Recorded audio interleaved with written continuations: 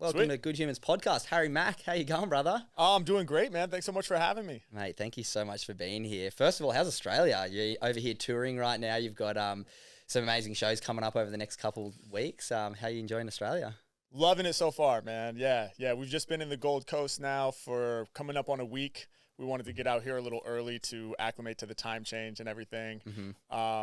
Sometimes in the past, like when we've done tours in Europe, it's like we land and then the next night we're doing a show, and with the 9-hour time difference, it's hard on Jet lag's tough. on the body. Yeah. So it's been nice, man. It's been pretty low key. We filmed a little bit of content in the streets of me freestyling and improvising for the people out and about, but mostly just been kind of like taking it easy and enjoying the scene out here. So I'm loving it. Nice. I love that. First of all, I just want to say a big thank you to Josh Wade, my friend, who helped tee this up. He's helping with your guys' tour this year. That's right. This year out here, and a great friend of mine. So big shout out to him, because I know you're a very high in demand guy, and I feel it's an absolute privilege to get to have a chat today. But I also open all my podcasts with the same question, and that's, what are you grateful for today, right now in life? Today, right now, I'm grateful to be here in Australia. First and foremost, I'm grateful to be able to tour and see parts of the world that I never would have imagined I'd be able to go to perform. Grateful to be able to do what I love for my career. And I'm grateful to have this incredible team of people who are, not just my coworkers or team members, but it really feels like a family.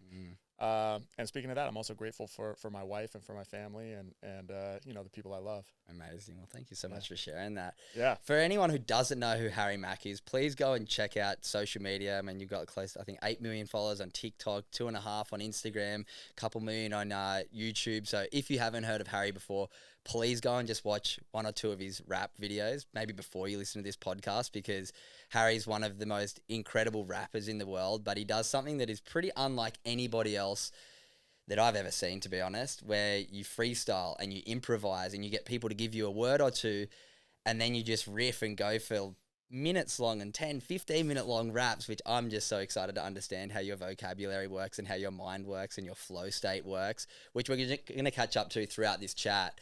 But I want to get to know your story a little bit. I've looked at a few of your things. I've watched a couple of your podcasts, and there's a lot of stuff around, I guess, the last 10 years of your life since everything's really started to take off, or even less, the last, 8 years. Yep.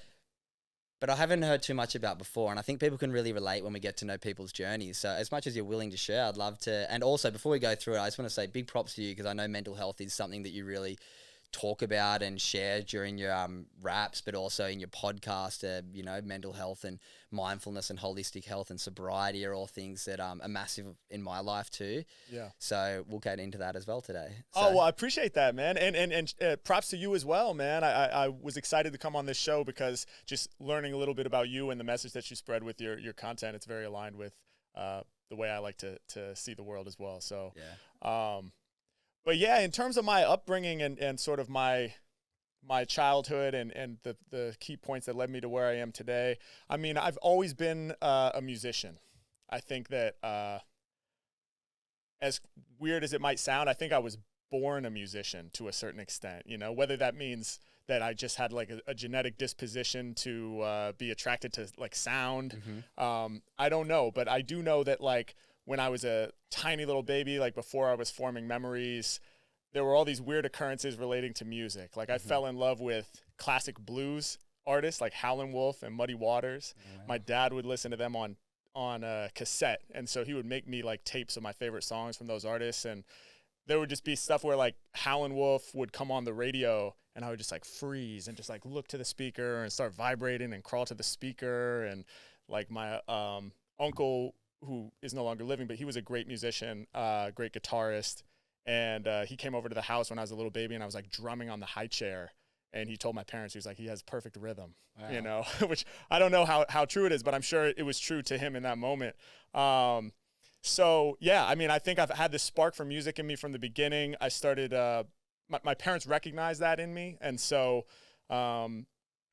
they sort of like asked if I wanted to take music lessons, and I said yes. And so I started playing the violin when I was 7. That was my first instrument. Nice. And then I was really fascinated by the drums that whole time. So when I got to be in 5th grade, about 10 years old, I begged my parents to be able to play the drums.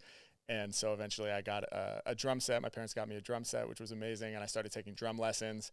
And that's right around the same time I started getting really into hip hop, just as a fan, as a listener. And so if I was 10, this would have been like, like around 99, 2000. And so hip hop was obviously very popular for people, for the youth, and for everybody at that time. So that's what me and my friends were listening to and getting excited about. Started writing my first rhymes back then. And So yeah. Where'd you grow up, and do you have any siblings? Yeah, I grew up in Portland, Oregon, in the Pacific I've been to Oregon Northwest. once. I went to Nike once. It's cool up there. Oh yeah, yep, Nike Town. Nike Yes, sir. Town, Oregon. Yeah, so I grew up there, and I have an older sister. She's 3 years older than me, and so we grew up there together. We lived in the same house our whole childhood, so we never moved. No way. My parents still live in the same family home that we grew up in, me and my 3 sisters too. Oh, really? 33 years, I think they've been there. Wow, that's awesome. Yeah, my parents just they finally sold the family home, like I guess 5 or 6 years ago, but they lived there hard for to let go, huh? Yeah, it was trippy. It was weird. Yeah, because I had friends who moved several times, over the course of us like growing up in Portland. But yeah, we were always in the same crib. And in Portland, it's funny, like relating it to my musical journey. Like in Portland, it rains a ton in that region, so it rains like really like 8 months out of the year. Yeah, it's always gray and rainy, a little bit of sunshine here and there, and then the summers are beautiful. But we pay for it with 7 or 8 months of rain. And so I was so you're inside a lot, and so I was always downstairs in the basement practicing my drums and working on music. And so it kind of, I think those two things sort of influenced each other. Oh, that's so cool, man. Yeah. What was your high school experience like? And then sort of at the end of your high school experience, where did you think, I mean, it's different in America, but like when you were going to college, what did you think your future was going to look like? Because being a musician isn't an easy career. It's also a career that quite often you don't have teachers that are very supportive of, because they want you to go and get a, job that's a bit more secure. And same with parents. Some parents are great. I've cheated and listened to your story. I know that yours were. Yes. But some people don't have that experience with their parents. So yeah, talk me through that high school experience and college experience for you when it came to your music. Yeah, so high school, I had a rap group since I was in 6th grade, since middle school, called State of Mind with my friend Brady. And by the time we got into high school, there were 2 other members of the group. So it was 4 of us, 2 DJs and producers, and then 2 MCs, me being one of them. And so I was really into the drums and especially jazz and like funk and those kind of improvised genres. So I was improvising as a drummer and getting really into that. And then at the same time, like after school, most days with my friends, we were going over and playing beats and freestyling. Yeah, wow. So simultaneously really into both things. And so, yeah, I mean, high school was amazing. That's around the time when we first started like doing our own shows, self-produced shows. We would like rent venues in Portland and like hand out flyers in the hallway. And like we would even go to other local high schools like in the district and wait till the bell rang and all the kids were getting out of class. So we would like skip the last class so we could get over to their high school and wait. And then they would all come out and we would be handing them flyers. That's like, come to our show. Were you really good as a kid? Did you, looking back, were you like, I mean, you're the best in the world, I think now. Were you back then? Like, at freestyling. At freestyling? Did you have like quite a bit of talent from a young age? Yeah. So I was becoming, I was like getting noticed around that time as like, damn, like Harry's really good off the top, you know? Yeah, yeah. I wasn't nearly like as far along with it as I am now. Yeah. But yeah, it was becoming a thing sort of. But it wasn't just me. My partner in rhyme, he went by Mighty Misk. He was fantastic as well, and a great freestyler. We had another friend, this kid named Milk, and there were just a lot of rappers as it turned out growing up in Portland, and we would all freestyle together. But yeah, I had a knack for it. I had a knack for the improv thing, and I was really passionate about the improv side of what I do as well. I think because I was playing drums and doing the jazz thing. I think it's so cool. What about for your vocabulary, how did you train as a young person? Or if there's a young aspiring rapper out there, what's maybe a tip for when they're in their high school years, how to build on the foundation of becoming, a good improvised rapper? Yeah. I mean, a couple things. First and foremost is you as much as possible, need to enter a non-judgmental frame of mind, because the hardest thing is just to start. Because when you start, you're not going to be good, you know. And I say that from personal experience because I wasn't good when I first started, you know. But you have to do it anyway. So finding a way to enter a non-judgmental space, I think finding friends who want to learn together is a great way to do that. Because like I was very lucky. I started freestyling when I was 10, 11 years old, and it was like me and some of my best friends at the time loved just messing around and trying to figure it out. So it wasn't just me, and so that was kind of like a safe space for us to be bad at it together. And then grow together. So those are a couple things. The other thing I would say is like you have to listen to a ton of hip hop, you know, like that's such a huge piece of it. If you want to learn how to freestyle, you can't do it if you're not constantly listening to rap music. And so much of my vocabulary and my understanding of flow and rhythm comes from just absorbing hours and hours of rap through osmosis, you know. Do you and read listening. much? But I didn't back then. Okay. Now as an adult, I read. Yeah. Back when I was in school, I hated reading. Yeah, me too. Because I was slow. I'm a slow reader. So to me, I was like, I'm bad at this. Yeah. So I don't want to. I'm the same, but when I started reading in my like early 20s, I started to like feel like I could talk so much better because I just knew more words. Like your conversations become better. And I'm guessing in, you know, the way that you work, having the extra vocabulary is so important. And I love what you touched on before, this idea that you got to learn to suck at the start. And I've taken that into like this new business venture that I've gone from like, you know, top 100 surfers in the world, like in this micro percent. And then you step to this new thing and you're like, a lot of us expect to get to the top very quickly. Whereas I'm like, it took me 15 years to get in the top 1%. How can I go into this new venture and expect to be there? Like I look at it, and I've always said this to people, when you're starting something, treat like your first 4 or 5 years like you're an apprentice. Yes. Like, you know, you're a builder and you got to learn all this craft before you can even be okay, before you should even get paid. So it's like learning to like you said, be shitty at the start and be okay with it and not be judgmental of yourself and realize that you're growing is so important. It's huge, man. Yeah. And I think what you said is 100% spot on. It's like, if you can just let go of needing to be good for the first 4 or 5 years, then you can really start doing the work that you would have to do to actually become good. Yeah. But I think, I mean, I'm the same way. Like it's been more than 20 years learning to play the drums and learning how to rap and becoming a musician. So I like to think I'm pretty good at it at this point. But yeah, entering new endeavors, it can be challenging because, like you say, you want to fast track it. You're like, well, I'm so accomplished in this one area, I want to get there in this new area. And you know, I think it's so important to sort of humble yourself and remind yourself what it took to get to where you were as a surfer, right? Exactly, and to where I am as a musician. Yeah. And kind of take on that beginner's mindset, right? Because it gets in the way, all the external pressure we put on ourselves to be great right away. It actually gets in the way of us progressing. Yeah. And if my thing is trying to remember, like, to do the thing for the intrinsic reward of doing it. Yeah. Not about external validation. Yeah. Like, not to get something from it, you know? Like, sometimes I'll play other instruments that I'm not very good at, like the piano. I'll sit down and I like to practice piano, but I'm not very good at it, you know? And sometimes that's how you find the flow state when you're doing something that's hard. Exactly. Yeah. Exactly. Yeah. Yeah. And I'll sometimes be like, oh, how can I incorporate this into like my show, or like I need to use this to make beats. And it becomes about like getting something from it, you know, that I can use. And I think that sometimes gets in the way. Whereas when I just say like, let me just like play a chord and enjoy the sound, you know, and start trying to figure something out just for the sheer joy of learning, that's when it gets good. Which is hard. And I can imagine at times, and I was the same with my surfing, that it feels like a job and it's like, all I've ever wanted to do was do this. And now like in your mind, you start like complaining about, but our lives are relative to the challenges we're facing. Yeah.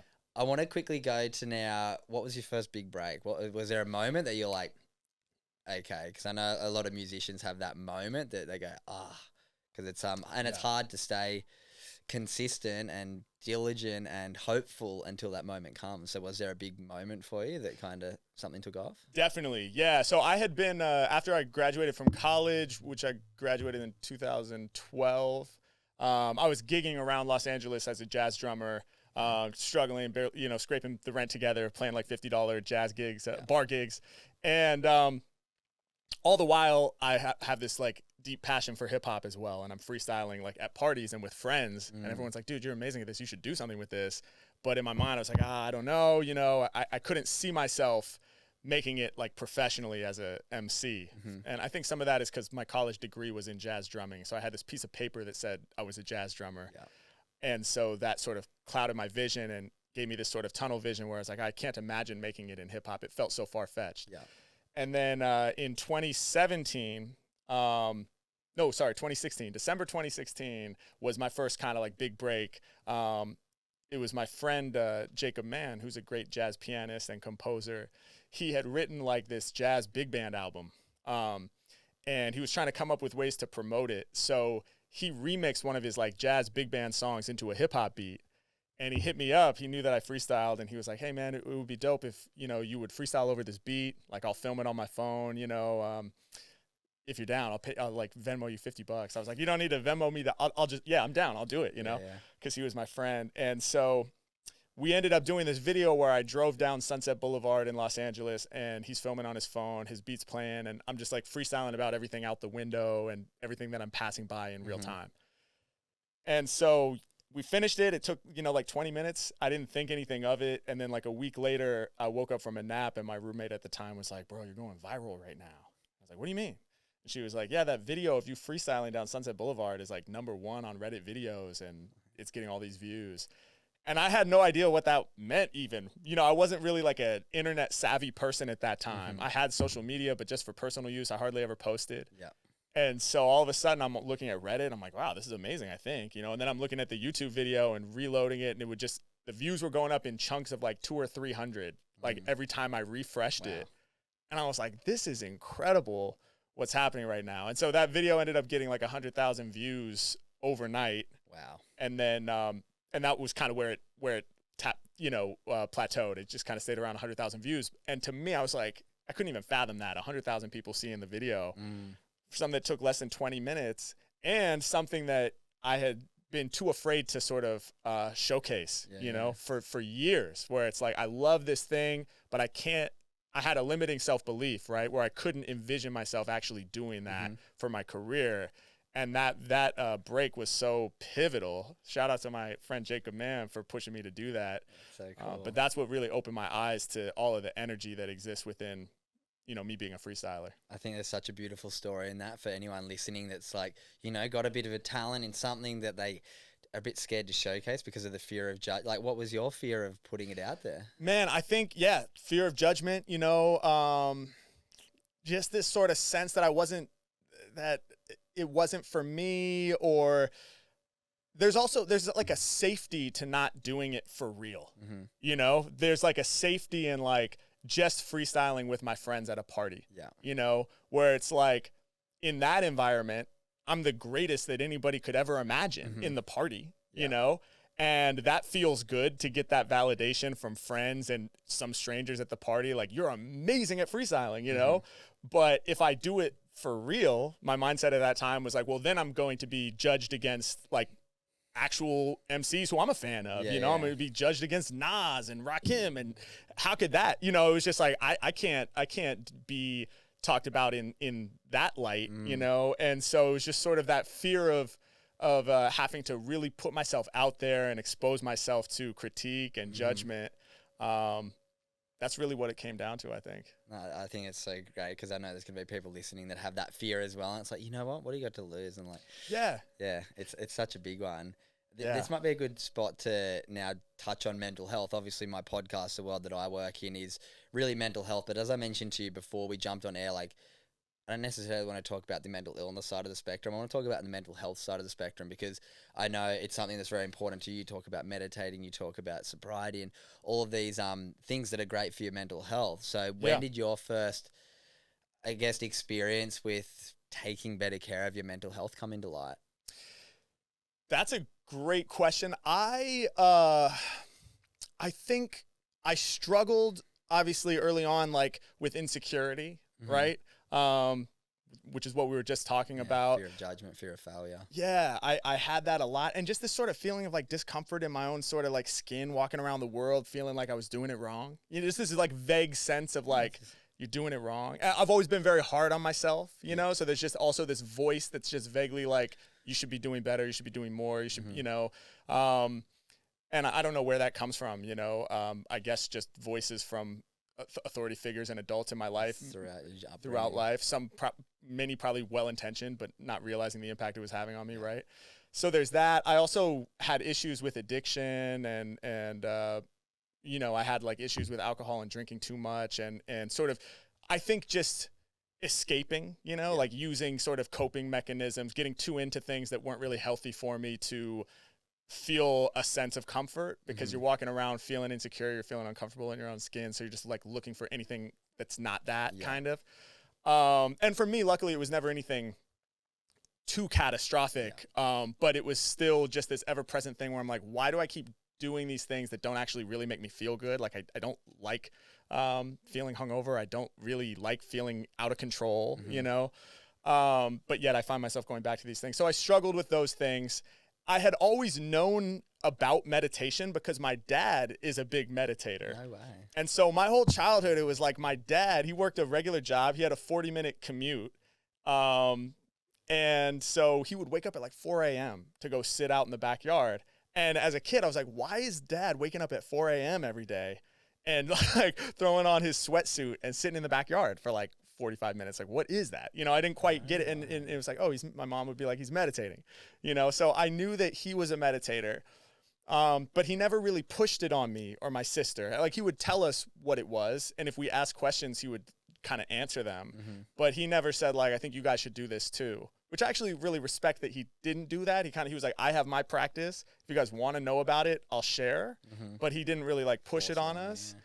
Yeah. And then, at some point when I was in my 20s and I was struggling with this insecurity and struggling with addiction and things of that nature, my dad came to visit me in LA, and it was kind of this serendipitous thing where at the end of his time staying with me, it was just me and him for 4 or 5 days. He was like, hey, I want to give you this book, and the book was called Wherever You Go, There You Are. It's by John Kabat-Zinn, who's like a mindfulness expert, and he's sort of credited as one of the key figures that brought like Eastern mindfulness practices into like Western medicine. He has like clinics and hospitals and stuff like that, and has been doing that since I think the 70s or 80s. But anyway, it's just kind of a primer with general concepts about mindfulness and meditation. And he was just like, hey, take this book, it's helped me a lot. Maybe check it out if you feel like you might be interested. Yeah. And it just sort of like fell into my world at the perfect time. And I remember I read it and I was like, this feels right. I want to start actually like developing a meditation practice. And that's when I first started kind of, 10 minutes at a time, 15 minutes at a time, trying to figure out what meditation was for me. Isn't it funny? A lot of us have an experience, and thank you for sharing that. It's so nice to hear that journey that you've been on, that your dad never pushed it on you. It's just like, hey, it's here, I'm doing this. And then you get to this age in your mid-20s where you really start to respect your parents a bit more, because you go, wait a second, they're going through a lot of the same shit that I'm feeling now. Like, they're not superhumans. Yes. And then getting that book from your dad must have been so cool. And as well, there's this friction that most of us have when we start meditating, that it's like, oh my God, it's too noisy, I got to get out of here. Yeah. And then you learn to quiet it down, and it's such a incredible and I think important skill that most of us should have, because, the neuroscientist I spoke to recently said we have like 6,000 thoughts a day, and 75% of them are usually negative, and 95% of them are repetitive. So it's like, don't you reckon it'd be nice if we could wind that 75 down to 50? And I don't know your experience, but do you feel like the voice has gotten way kinder to you since you've meditated? Definitely. I think, and I think the biggest thing for me since I started is I just have a bit more awareness. So like for most of my life, up until I started practicing mindfulness, it's like whatever was happening in my mind was my reality. Yep.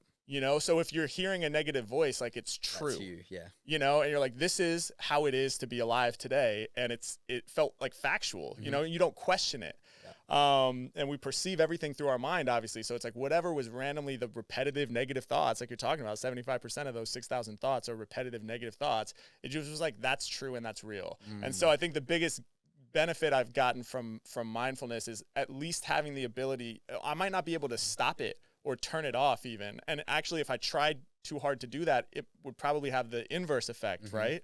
But what has happened is I'm at least able to sort of take this bird's eye view and step outside of like the noise of it and be like, okay, like I'm having this mental experience, or I'm having this thought that's occurring, but it's not necessarily true and it's not necessarily real. And like, what is real in this moment? It's like, well, I'm sitting in this chair right now, like I can feel my hands on my lap. Like, let me just, okay, I'm breathing right now. I can feel myself breathing in and breathing out.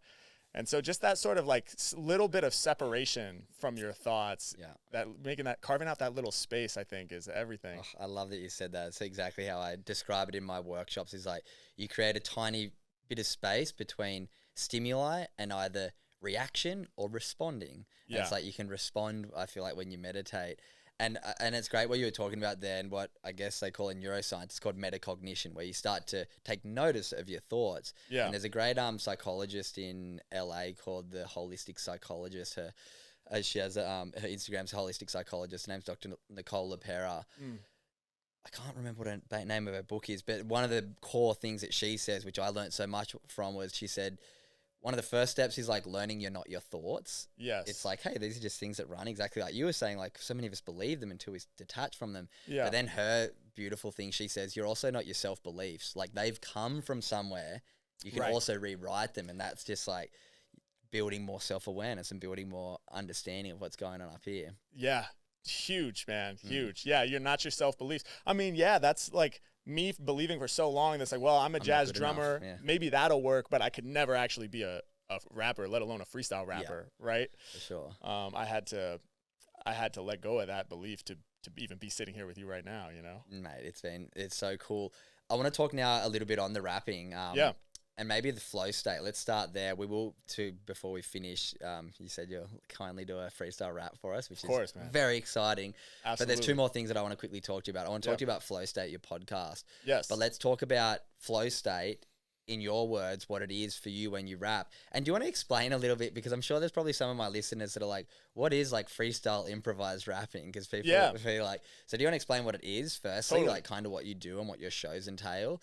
And then how it is for you to get in the flow state, because to be able to improvise and rap on the spot about what you're seeing, I can imagine it's almost like letting go of everything and letting it come out through just like this moment. But absolutely. Yeah. No, I would love to speak on that. So, when I say I freestyle, the word freestyle has actually meant several different things through the decades. And different people will say different things. Supposedly it used to be a written rhyme, but not about any particular subject. And then at some point in the 90s, it came to mean an improvised rap, which is my use of the word freestyle. So basically when I say I'm a freestyle rapper, it just means that I don't have anything pre-memorized or pre-planned in any capacity. So I'm sort of going in with nothing, and then I'm creating the rap right there in the moment, off the top of the dome, as we say, right? Like right off the top of the head. So usually I'll have people give me word suggestions, random words, which we can maybe try at the end here, and then or I'll just rap about what I can see in front of me: the water bottle, the mug, the phone, et cetera, et cetera. And so it's different every time. And so that's what I mean when I say I'm a freestyle rapper. And yeah, my live show, like what we're going to be doing tomorrow night here in Gold Coast, is an interactive show. So I would say 95% of the set is improvised. There are a couple songs that I do that are premeditated, but for the most part, the majority of the show is interactive, where I'm getting words and topics from the audience. There's a QR code during the DJ set, so people pull their phones out, scan it, and then they can submit random words and topics. And then I'm seeing those with them for the first time on the visual display behind me, and I'm incorporating those words and topics into my music live. So it's very unique. Every show is different. You know, you could come to every single show that we're doing in Australia, and you would have a completely different set of music each night. Is that so scary? Like, my brother-in-law is a huge musician, and I have a lot of friends who are performers, and like in my own way, when I get up and speak on stage, like I know I'm doing the exact same hour, exactly like pretty much word to word. And because of that, I can be comfortable because I come with this preparation creates, that confidence. Yes. Do you get nervous, or have you ever like stuffed up in the middle of it and gone, oh my God, I lost it? Because everything I've watched you do, I mean, I guess you probably wouldn't put those ones out online, but obviously I've only ever seen you online, but it's just like, it seems like you don't miss. Well, thank you. I definitely get nervous. I get nervous still, less than I used to, because, through experience, you gain confidence. But still, man, I'll get nervous, and it comes in waves. Sometimes I feel like, oh, this show's going to be easy, and then 10 minutes before I find myself nervous, Other times I'll be like, oh, this one seems scary, and then the nerves don't quite come day of. So I never really know when they're going to come. But that's another thing where I can, thanks to mindfulness, I can sort of separate from the nerves a little bit better than I used to be able to. But in terms of messing up on stage and stuff like that, I think one of the essential skills of being an improviser is learning how to mask your mistakes. So I mess up all the time in terms of not completely executing on what the idea was in my head. Like I'm like, oh, it'd be cool to go here. And in trying to get there, I stumble. But the audience won't know that I stumbled Yeah. because they don't know what I was attempting to do. So because are you thinking like a few rhymes ahead, and you're like, okay, how can I get to that now? Obviously, that's where Yeah. the words come in, but yes, just yeah, the like way that you get like your memory to bring stuff back from earlier in the rap to like what somebody said to you in the conversation before is like, it's an art form. It's like thank you. So because I, as a podcaster, you know, I've been told that like people love when you can bring back something from the start of the because you know people are listening to you then, and we all love to feel listened to. Yes. So the way that you do that is just like second to none. Thank you, man. Well, I do think that's a big part of the reason why like my videos have been successful and why I've been able to have this career is because the beautiful thing about freestyling is it's not just about me. It's really a collaboration with the audience. And so it's like I always share with the audience, it's like I can't do what I do without every single one of you here. And it's true, you know, and people do want to feel seen and heard. Like we all need to feel seen and heard. I think that's part of being human, right? Like we just want to feel like I'm not in this alone. Yeah. Like all these thoughts and all these things inside my head, like it's not just the brain in the vat kind of thing, like processing, you know, it's like I'm reaching out to you like, hey, do you feel it too? You know? And so freestyling is kind of like this beautiful showcase of that sort of collaboration and interaction. It's funny though, because I would say I get nervous when I have to do something that's prepared. Like the parts I get nervous for are the pre-written songs. Like the few little short clips I do of like the songs that I've actually pre-written that have lyrics. That's what makes me nervous because I'm like, oh, I have to nail it. Yeah, because if you forget one of the words, it's like it's in the freestyle. You're like, well, I didn't know them before I started the rap Exactly. anyway. So when you forget that, yeah. Freestyling, I'm much more comfortable doing it. Wow. But you know, you asked about flow state. Yeah, that's like work there because I know you're on a time schedule. I don't want to get to this rap, but Yes. let's now talk about flow state for you, and then we can load it into your podcast quickly so people can get pushed there. Perfect, dude. No, I love it. Yeah, with flow state, and for those who are not familiar, you know, there's a great book called Flow by Mihai Csikszentmihalyi, who's kind of like the leading expert on flow state. But my sort of definition of it is it's just when you're so immersed in what you're doing, it's like full immersion in the task at hand. And so it's like getting in the zone, you know? So like you as a surfer, I imagine. Yeah, when you're riding a wave, everything else disappears in your life. You're just right there, present in that moment. Yeah, bro. I mean, that's sick. That's real flow right there. The wave is flow. To you, if you want to go surf while you're here the next couple of days, I can take you for a surf. I would be it would be my first time ever. No way. Absolute we should beginning. do it. I don't know how busy you are. I've got the soft boards. We can just try your best. Dude, if not, see if you have 20 minutes if you want to get in the ocean the next couple of days. Man, that would be crazy. If not this time, we got to do it we got to do that at some point. I would love that, man. But yeah, you know, so that feeling of being completely immersed, completely in the zone, you almost lose self-consciousness and you sort of lose track of time, you know, all these sort of strange things start happening because you're so immersed in what you're doing. And there's this perfect balance, you alluded to it earlier, of your skill set and the challenge of the task at hand. So basically, like, if what you're doing is too easy for the level that you're at, you'll fall into boredom, and then you can't enter flow state. On the other hand, if what you're doing is way too challenging for your current skill set, like if I sat at the piano and tried to play like some Rachmaninoff or something, I'm just going to be completely anxious and overwhelmed. And so that also prevents flow state. So you're trying to hit this Goldilocks zone of like this perfect merging of your skill set where you're right at the razor's edge of what you're capable of. So it requires your full attention. And what you said was really on point, where you're like when you're freestyling, it almost looks like you have to let go and surrender control and almost not think too much and let the brain get in the way. And it is true. But the other side of the coin is like the only reason that I can do that and trust that it's going to work is because I've been practicing and training for over 20 years. So in the practice room, it's very methodical and there's a lot of thought involved, you know, and I'm doing things that are hard. It's not always fun, you know, sometimes, I mean, I enjoy it, but I enjoy it because it's a challenge. And often I'm doing things that I'm not good at yet, you know, if I'm really practicing and training. And so after 20 plus years of doing that, you have all these skills that you've pushed to the background. So they're like walking now. And so you can turn the brain off, turn the analytical part off in the moment, ideally, and trust that it's going to flow through you. I love that. It's like competence leads to confidence. Yes. So many people are just like, not willing to put in that work. Yeah. Real quickly, you've just launched a podcast this year. It's called Flow State. That's I right. think there are like 17 episodes. I listened to a couple of them this morning. You had Tony Hawk on recently. Yes. Tell me about the podcast. It's a great another avenue. I know as someone, who has an athlete career and all these different things, like the podcast is the greatest way to be able to communicate with your audience more of you. And it seems like through the few episodes I watched, you're getting to do that, which is cool. So why'd you start Flow State? Yeah. Well, first of all, thanks for watching, man. I really appreciate it. I love it. Yeah, I for the very reason you mentioned, man, I wanted to share more of myself, more dimensions of my sort of personality, and be able to share some things that they might come out in the freestyles here and there, but I wanted to have more of a way to share them in sort of long form, and I wanted to be able to bring inspiring guests on and learn from them. And, I think for so many years, like in the beginning, like from when I first started at the end of 2016 for the first few years on through like quarantine and COVID and all that, I was more or less viewed as like this like alien that comes out of a cave every once in a while to do these crazy freestyles, and the only way I talked to the audience was through the freestyles. Yeah.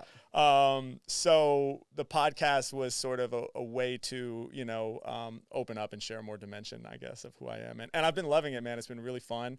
I got to have Tony Hawk on. We've had some great guests, drummers who I'm a fan of, Daru Jones. I didn't have Will Smith on my podcast, but I just saw it come up. Let's manifest that. I did get to rap for Will Smith, for the Bad Boys movie, but if Will, I could get you on, you can get him on. Let's Anything go. can happen. I love it, dude. Hell yeah. I do finish with the same question for everyone, which I'm going to ask you quickly. Then we'll get into the rap to really finish it off. But I always end Good Humans podcast with, what does being a good human mean to Harry Mack? Wow. Deep question. I've asked everyone that, and everyone's had a different answer. So take your time. Man, what does being a good human? I think being a good human is it requires you to be kind and to learn how to listen to other people and make space for other people. And I think to cultivate empathy. To be able to empathize with other people's pain and struggle. And I think being a good person entails realizing that it's not the story of me starring me, This sort of like, we all have an ego and we need to have an ego, and it's good, and it's fine.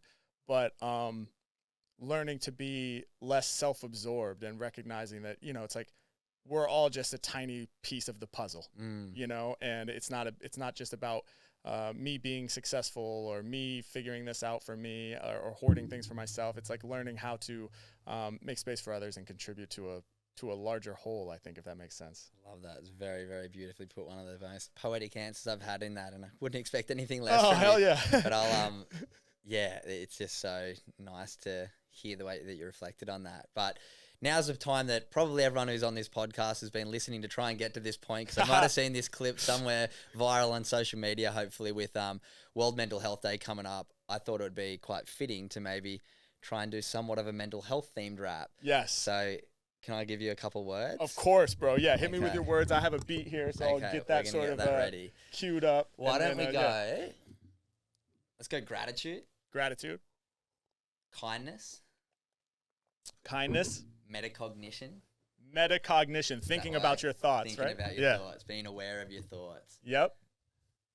And let's go flow state. Flow state. Yes. Gratitude was the first one? Gratitude, kindness, metacognition, and flow state. All right. Dude, I love these words, man. This is fire. Damn, I'm so excited for this. I've watched so many videos of people's reactions, so I can't wait to watch my reaction. Oh, man, I'll do my best. Let's have some fun, dude. Here we go. We ready? Yeah, I think we're good. Oh, here, let me resync here. Oh, there we go. Yeah, it looks like it powered back on. It might automatically, let's see. Yes, right. We on. Right, gratitude, kindness, flow state, metacognition. Yeah. Come on, yeah. 1, 2, 1, 2. Listen, off top, we gonna send this through. Okay, yo. Yeah, working on my health, man, I feel it's essential. Take care of my physical, but also my mental. I gotta practice, gotta put in time. Just like we all have bodies, we all have minds. Yeah, I'm trying to paint a holistic picture. Talking mental health, let's kill the stigma. Hey, yo, it's time for us to open up so we can talk about this stuff and not get stuck. Look, cause we all have patterns that repeat. We all have voices in our head that leave us beat down to the ground. They don't want us to win. Yeah, I'm blessed just to be here with my kin, with my family, with my friends, with my whole community. Blowing up from rapping off the top, we soon to see. I hop on stage, fans yell out, call me the baddest dude. When I look out there, I'm filling up with gratitude. How could I not? Yo, just to be able to do what I love and do it every day, bro. I mean, for real, yo, I gotta be grateful. I look out to the crowd and they got me feeling thankful, filling up my heart cause I'm pursuing my art. I'm serving lyrics all up on a platter, a la carte. I'm making it known I'm the certified rhymesmith, making people feel seen and heard via kindness. It's so important. I'm live up in the zone. I'm all in flow state, but I can't do it on my own. Yeah, I gotta let people into the session. Flowing right up at the top of the mental, I'm keeping this impression. Look,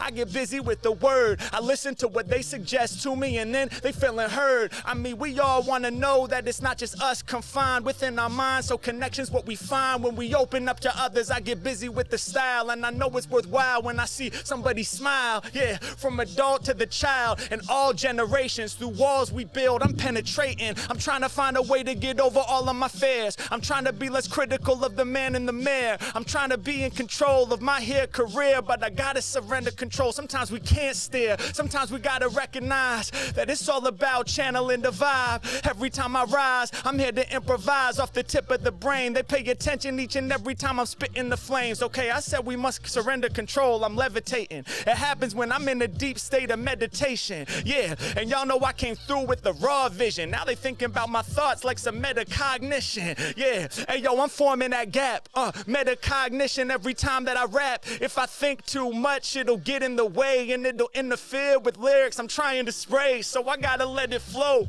on through my body, on through my mind, cause the style's hella godly. Rocking on these stages, I don't write it on no pages. I be looking out to the audience, that's who I engage with. We coming together live, no exaggeration. We form a bond through this here collaboration. Yeah, I'm making it happen whenever the Mack is rapping. Y'all know that I be doing it live and straight attacking off the tip of this ridiculous each time we do it. Live with the music, they in tune with the fluid. Yeah, I said I stay connected, so just let the guard blast. By the way, thanks so much for having me on your podcast to discuss these things. I'm letting it lay, I'm letting it sway. We celebrating Mental Health Day. We gon' take it to the tip of the game. Each time I go ape, he see his eyes shifting. Y'all know he's in flow state. Yeah, I said I'm fully immersed. I can't think of anything else except this here verse. Yeah, hey yo, I never have disgruntled vision. I be focused on the mic via tunnel vision. I'm really in it, I lose track of time. You ain't heard of Mack and the one that kicks the savage rhymes, then you better rack your mind. Hey yo, I do it, they be calling me the verse lord. I'm in flow state like I was balanced on a surfboard.